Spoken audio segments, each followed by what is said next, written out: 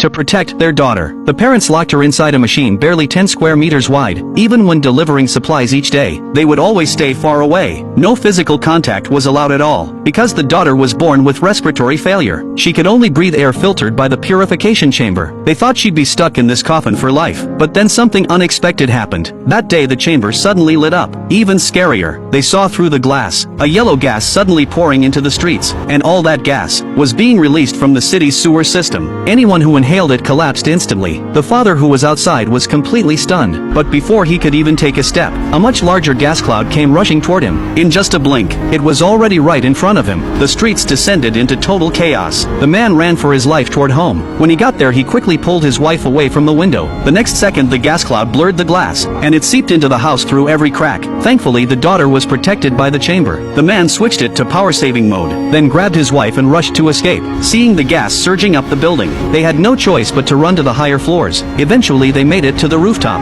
An elderly couple lived there. They kindly let them in without hesitation. The mother quickly grabbed the radio to ask how her daughter was. Once she knew everything was fine, she finally let out a sigh of relief. They stepped out onto the balcony. Looking at the horror beneath their feet, they were speechless. But that wasn't even the worst part. The man climbed up to the roof and looked out across the city. All he saw was a blanket of toxic fog. It looked like paradise, but it was a death trap. The poison had knocked out power across the city. Though the girl was fine inside the chamber, the backup battery wouldn't last the night, so the man planned to hold his breath and go downstairs to swap the battery. He stepped into the hallway and tested a wisp of smoke. The gas was colorless and odorless, but definitely toxic. It would take 15 minutes for a full round trip. No one could hold their breath that long. Then he remembered. An old man downstairs always kept oxygen tanks at home. To save his daughter, he decided to climb down the pipe and risk it. As he reached the fog, he took one deep breath, then held it tight. Soon he reached the right floor, broke the window and got inside. Just as he started looking, he saw someone lying on the ground. He rushed over and realized it was the old man, but he was already dead.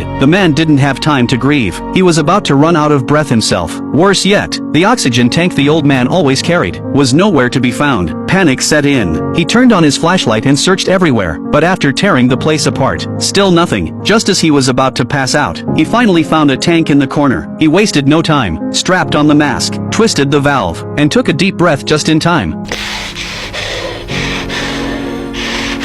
Once he caught his breath, he packed an extra tank, but just as he was leaving, he heard a sound from the bedroom. Driven by curiosity, he grabbed a hammer and opened the door, only to find a small dog. Strangely, the dog was perfectly fine, and even wagging its tail. Could animals be immune to the gas? But then he saw something that crushed that theory. The mother dog was already dead. Though confused, he didn't have time to think. He rushed back home, and swapped in the backup battery for his daughter. He also brought some supplies. To find more batteries, he went downstairs again. The silent streets were now filled with corpses. Seeing them foaming at the mouth, he instinctively tightened his mask, then crawled under a car, and collected several extra batteries. Just as he was about to leave, he heard a whistle. Curious, he followed the sound, and saw a large group passing by. He stepped forward and asked. Turns out they were a military rescue unit. The entire city had fallen. The top officials ordered a sweep before sealing off the zone. The captain noticed his worn-out tank, and gave him a fresh bottle of pure oxygen, then told him to follow the team. But the man refused to go. His family was still back home. The captain had no choice but to leave.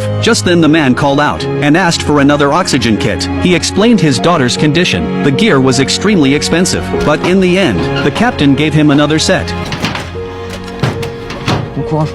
Merci. When the man got back, he was horrified to see the gas was still rising. They couldn't stay here much longer. They had to take their daughter and leave. But the only way she could survive outside was with a spacesuit, and it was stored at a lab in the city center. Desperate to save her, the couple decided to go find the suit. When the daughter heard they were going, she begged them to check on her friend. He had the same illness, and his parents were rarely home. The couple refused instantly. In times like this, they had no obligation to help someone else's kid.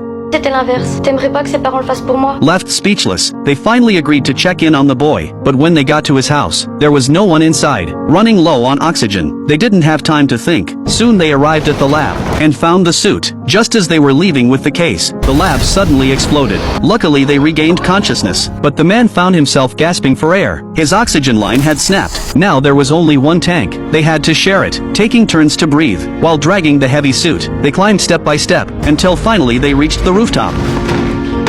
But even this last tank was almost empty. If this kept up, they'd both die. So the man told his wife to go back first. He'd find another way home. The wife was reluctant. She knew without a tank, he wouldn't survive. But thinking of their daughter, she held back her tears and left, not knowing it would be their final goodbye. To save oxygen, the woman sprinted through the streets, but even that wasn't enough. She had to drop the tank and hold her breath, dragging the case up to the top floor.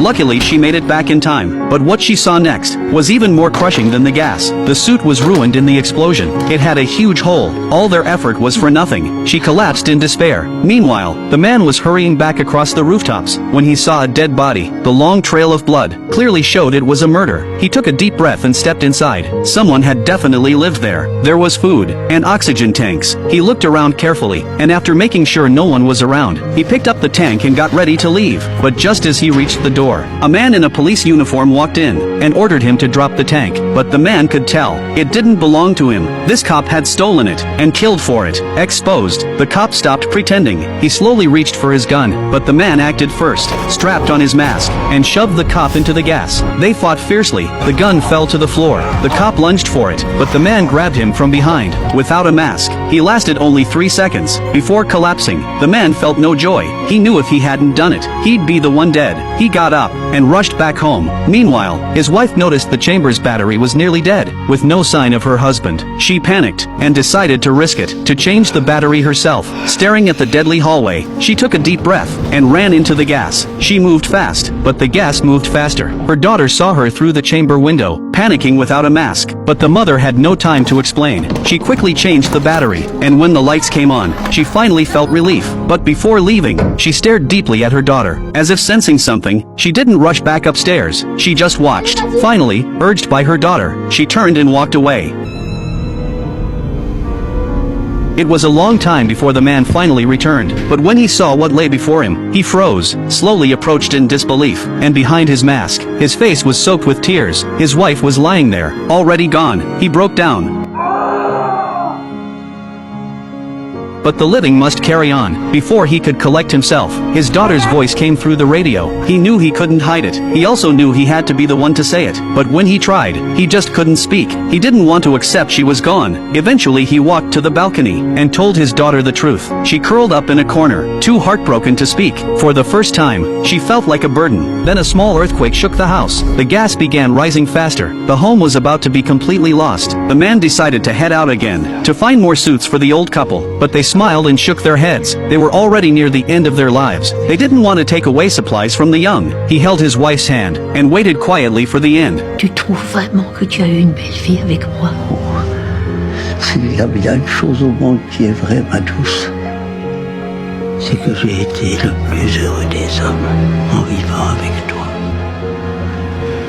Meanwhile, the man found a top-grade suit inside a truck for his daughter. Fearing he might be too late, he grabbed an electric scooter and sped back, but the fog was thick and he was going too fast. Suddenly a boy ran out. The man swerved and was thrown off. His head slammed into a metal drum and he blacked out. No telling how long had passed. He limped forward with a radio, calling for his daughter, but got no answer. Thinking she had died, he collapsed and waited to die. But then, two shadows appeared in the fog. He stood up in disbelief, and what happened next felt like a dream. His daughter came running toward him, alive and well. Her friend's chamber had run out of power long ago, but they discovered they were immune to the gas. The man was overjoyed, but then, he took off his mask. Tata, qu'est-ce que tu fais?